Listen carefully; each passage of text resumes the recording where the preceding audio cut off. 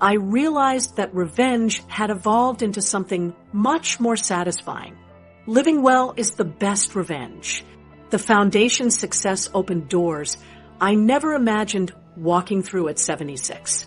5 years after walking out of Sunset Gardens, I wake up every morning in my comfortable apartment, energized by work that transforms personal betrayal into meaningful service for hundreds of seniors annually. My social circle consists entirely of people who value me for who I am rather than what I own. Eleanor lives in the same building after her legal victory against her gambling-addicted son, and we share morning coffee while planning foundation strategies. Vivian joins us for evening discussions about legal precedents in elder abuse cases. These women understand loyalty and friendship in ways my biological children never did, proving that family is defined by behavior rather than blood relationships.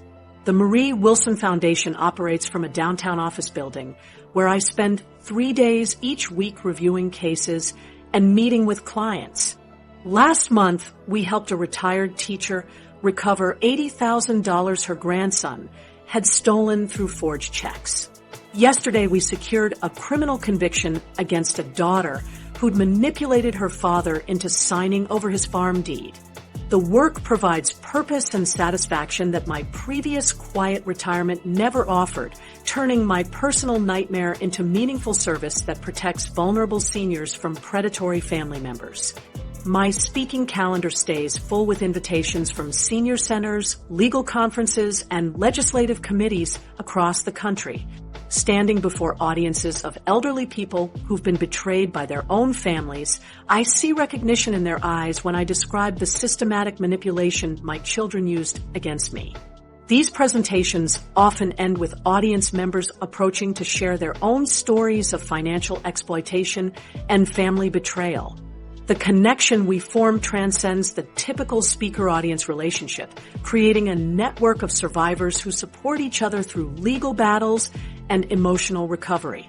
The phone call from Diane came on a Tuesday afternoon in March while I was reviewing foundation financial reports in my office. Her voice sounded smaller and older than I remembered, stripped of the confident professional tone she'd used during her manipulation campaign. She'd been calling for weeks, leaving voicemails that I deleted without listening to completely. This time curiosity made me answer, though I kept the conversation brief and businesslike. She wanted to meet for coffee to discuss our relationship and the possibility of reconciliation after 5 years of separation. Diane's appearance shocked me when we met at a neutral coffee shop downtown. Her designer clothes had been replaced with discount store outfits.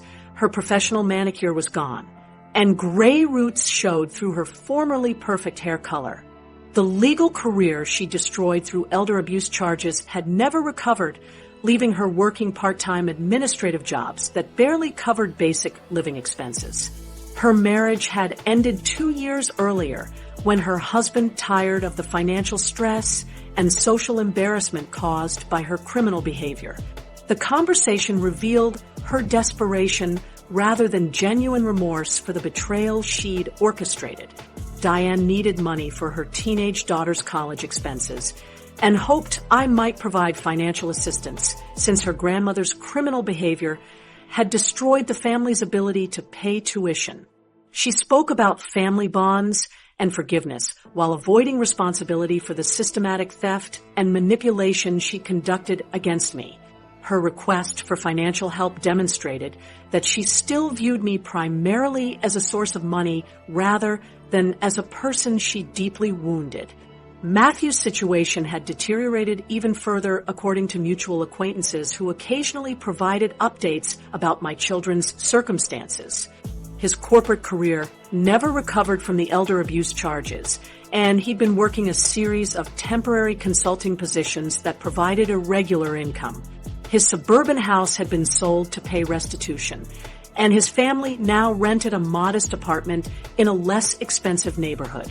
His wife had filed for divorce after 2 years of financial instability and social embarrassment caused by his criminal behavior against his own mother. Michael's banking career remained permanently destroyed by federal regulatory flags associated with his involvement in financial crimes against an elderly family member. He'd attempted to establish an independent financial consulting business, but background checks revealed his criminal history to potential clients who refused to trust someone who'd stolen from his own mother. His family's financial stress had created marital problems, and his teenage children struggled with social embarrassment at school, where classmates knew about their father's criminal charges.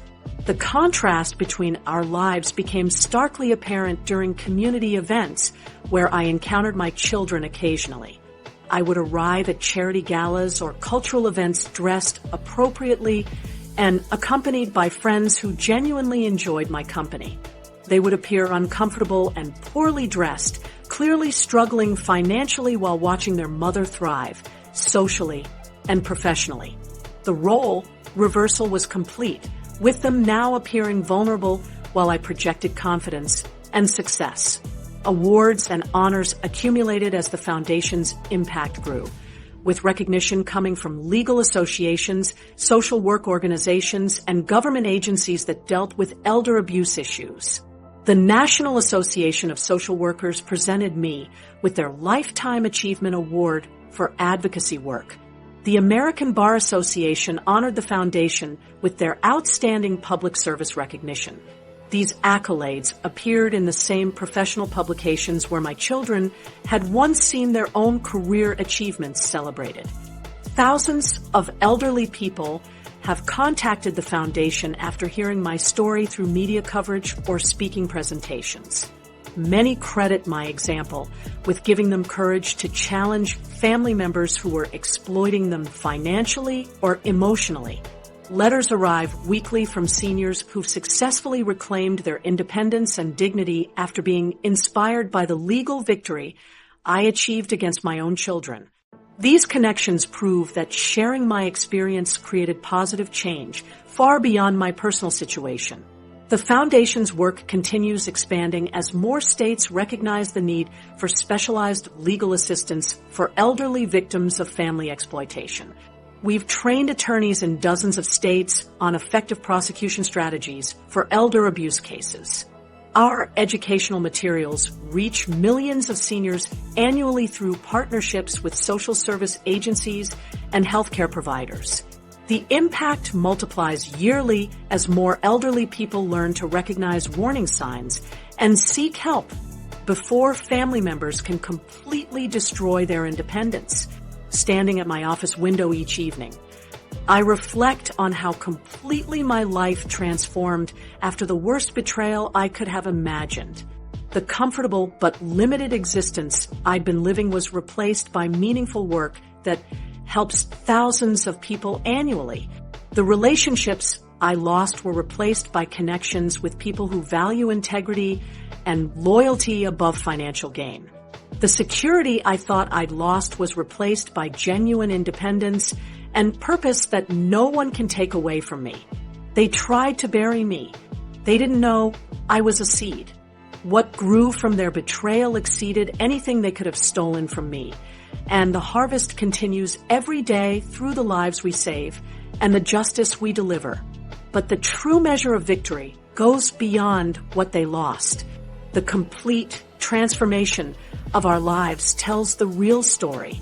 They lost everything they thought they'd won: careers, reputations, financial security, and family relationships. But I gained purpose, independence, and a mission to help others fight back.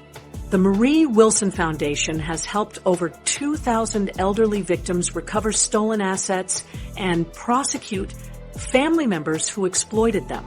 If you have elderly relatives, watch for sudden changes in their living situations, unexplained financial transactions, or family members who discourage outside contact. Trust your instincts when something feels wrong. Remember that it's never too late to fight back and reclaim your life, no matter how hopeless your situation appears.